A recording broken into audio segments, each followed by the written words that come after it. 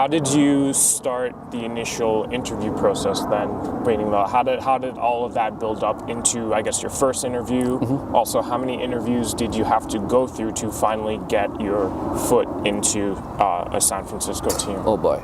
For the one interview to succeed, which is where I'm here, I had to fail about 150 times. About 50 to 60% of the time, the rejection happens immediately because I was in a different country and there were visa issues.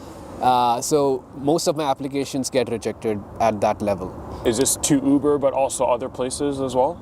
Or mainly? Yes. I would say 90% of my applications were within Uber, 10% were outside. I realized that I had to have more of a factor in my resume. So yes, I could perfect my resume. Or PhD or something like that. Yeah, and I didn't have a master's, neither did I have a PhD. I did have this additional postgraduate diploma, and one of my biggest selling points was that at this point, which was like the fourth year mark in my Uber, I had almost worked with 3 very well defined teams. One was a customer support, but I also developed good expertise working with risk data science and payments data science.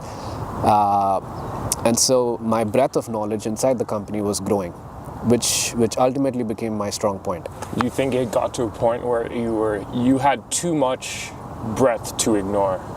Would you say that? Not too much breadth to ignore, but like people could not take me seriously.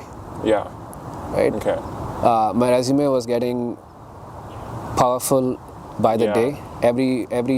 Every new application, I would realize what my gaps were and cater it to that role, and display projects that would be useful for that hiring manager. Yeah. Because I did do a lot of projects by this time, both inside Uber and outside Uber. Yeah, and all of these failures over such a long period of time gave me a very rounded understanding of the entire interview process and how different teams at Uber work.